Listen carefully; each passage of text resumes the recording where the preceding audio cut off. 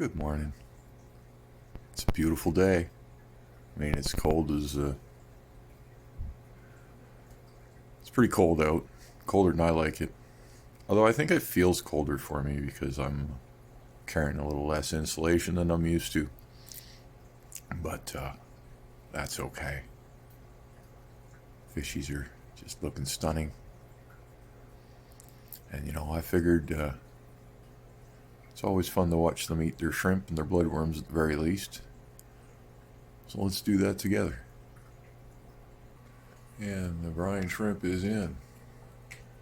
Everybody's out. Eelie's on the job. Always got to watch that eel and make sure he's getting what he needs to. There's a lot of competition in the tank, but they're all survivors. They all get what they need. They all know what they need to do. Too bad we got that glare going on. Bloody window glare.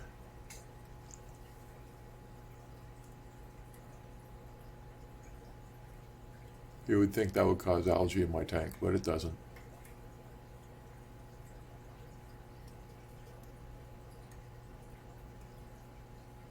I almost get none now.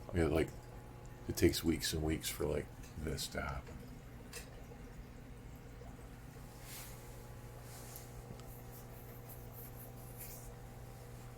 And then I just flip the rocks. And it dies.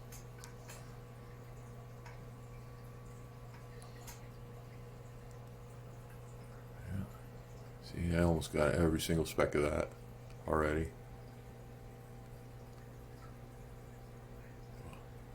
I can't wait to see those angels grow. I hope they work out and they don't do the bully thing, but they are growing already. Like the warmer water and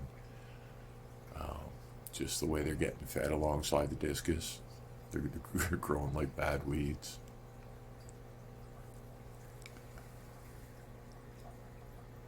They're hitting that size where they're going to take off too. So angels grow a lot faster.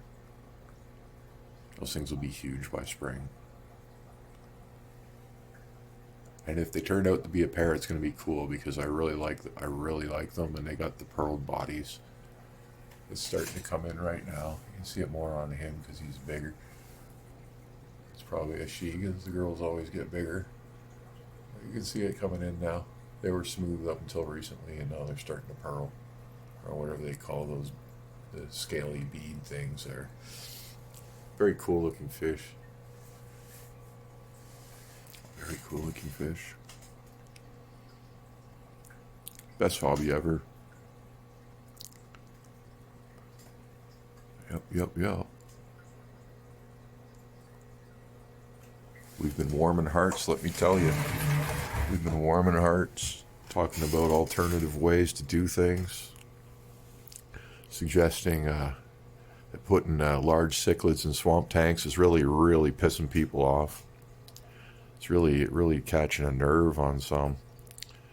I would say some of them are brave enough to even comment, but unfortunately they're not that brave because they just keep commenting on different little bot accounts. It's probably been the same person, and it's okay. I invite it. Use every single bot account you have. Speak your mind. Let's have a discussion. Because so far you haven't really brought any substance to the table. All you've done is desperately try to discredit yeah. You've brought no substance. Just, oh, you can't do that, and yeah. No, I can do whatever I want to do. I know how to do what I want to do, and I'm going to show people that you can keep a complicated fish on a shoestring budget using the cheapest materials possible, and you won't have to depend on gimmicks, and you won't have to depend on medications. Yeah, that's what I'm going to show people. So I'm probably going to tick off the aquarium chemical industry because people won't need to buy chemicals as much. They won't need to buy medications as much, and that's a very important aspect as a Canadian fish keeper.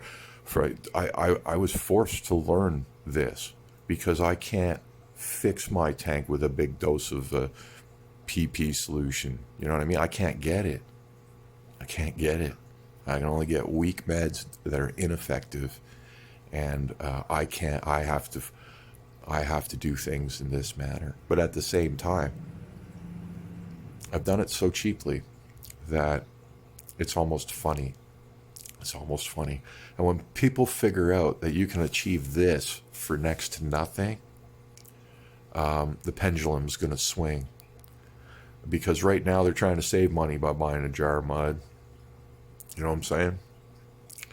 And a whole bunch of plants, and spending all kinds of money on substrate. I mean, I know some people just buy sand and save money, like play sand and stuff like that, which is a good option if you're going to go that route. But a lot of people will just want gravels or fancy looking substrates, and they're going to spend hundreds of dollars on substrate to achieve that. It's needless. You don't need to do it. Run your tanks your own way, but that's aquascaping. Okay, this stuff that's aquascaping and tiny fish. That's your department. If you want to play that game, that's okay, because that's what it's meant for. But the fact that it's basically evolved into people telling you can put large cichlids and like discus, geovegas, even try putting. I'd like to see them put silver dollars in those tanks. You know what's going to happen to the silver dollars? They're going to get all white little growths all over them.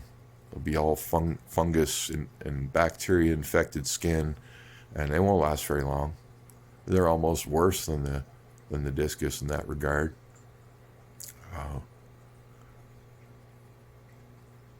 You just can't put large cichlids in there.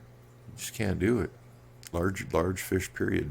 And that's it. And I'll say it as much as I want. People telling me I can't say that and I can't tell people. I ain't telling people jack shit. I'm showing people that they don't need to do it. And that's pissing you guys off. And I'm sorry if that upsets you, but I'm going to keep doing it because you have no right to tell me not to. And I know that everyone else who's tried, you've bullied them off the platform. I won't be going anywhere. Nowhere. Actually, you're just motivating me to stay and continue. That's what you're doing, because I see through you. And soon, so will everyone else. I hope you have a wonderful day.